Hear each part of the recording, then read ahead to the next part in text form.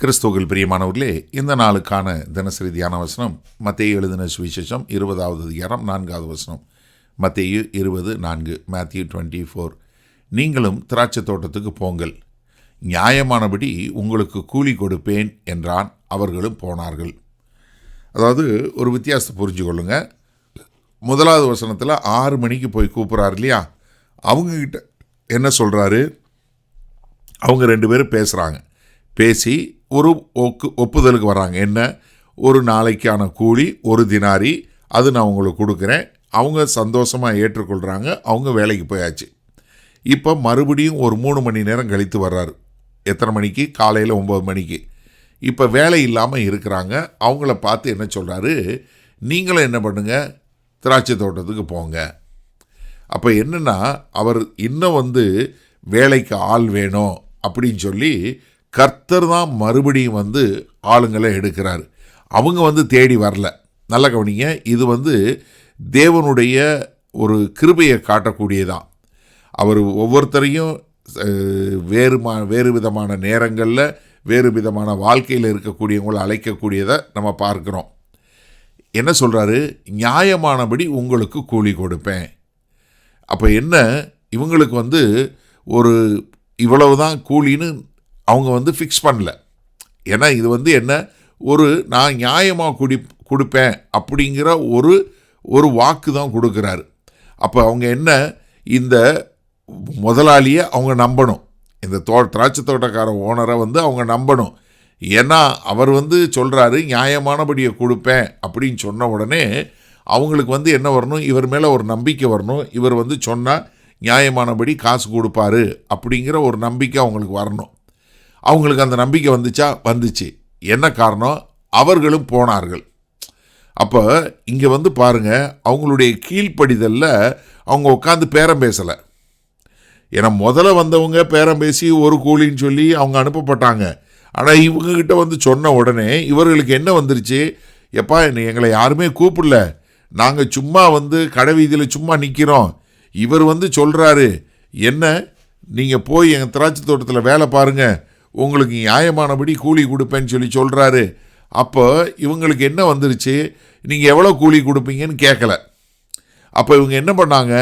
அவருடைய வார்த்தைக்கு கீழ்ப்படியக்கூடிய மக்களா. ஏன்னா அவர் இந்த திராட்சை தோட்டத்துக்காரர் நல்லவர் இல்லையா? ஏன்னா இதுதான் ஒரு சீசத்துவத்தினுடைய இருதயம் சொல்லக்கூடியதா. ஏன்னா கர்த்தர் அழைக்கிறாரு.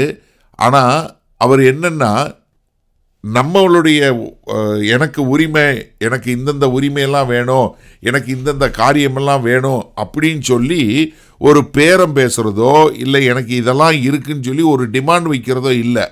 மாறாக அவங்க என்ன செய்கிறாங்க? அப்படியே உடனே எடுத்துக்கொண்டு போகக்கூடியதா. அதனால தான் அப்போஸ்தலனாகிய பவுல் 1 கொரிந்தியர் 3:9 சொல்லும்போது என்ன சொல்கிறாரு?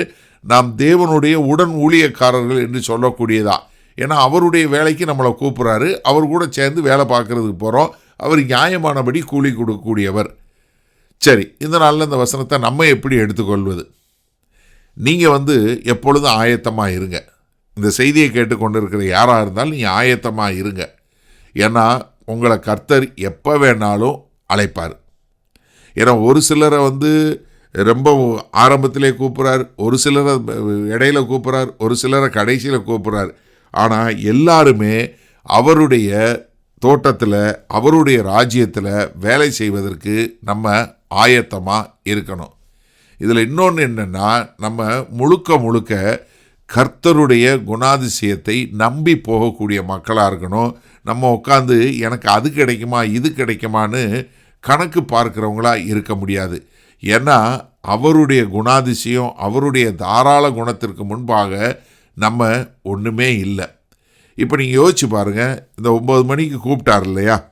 இந்த 9 மணிக்கு கூப்பிடப்பட்டவங்க அவங்க முதல்ல அவங்களுக்கு எவ்வளோ சந்தோஷம் வந்திருக்கும் சிந்திச்சு பாருங்கள் ஒரு நிமிஷம். ஏன்னா யாருமே வேலைக்கு கூப்பிடல. அப்படி ஒருத்தருமே கூப்பிடாத போது அவங்க அவர் கூப்பிட்றாரு. இப்போ அவர் கூப்பிட்ட உடனே அவங்க என்ன பண்ணுறாங்க? ரொம்ப சந்தோஷமாக அவர் கூட போகக்கூடிய ஒரு காரியம். என்ன காரணம்? யோசிச்சு பாருங்கள். ஏன்னா அவர் கண்டிப்பாக நம்ம கொடுக்க வேண்டிய கூலியை கண்டிப்பாக கொடுப்பாரு அவர் ஒரு நல்லவர் என்று சொல்லக்கூடிய ஒரு காரியம் அவங்களுக்கு இருந்துச்சா? அதனால் அவங்க கீழ்ப்படிந்தாங்க.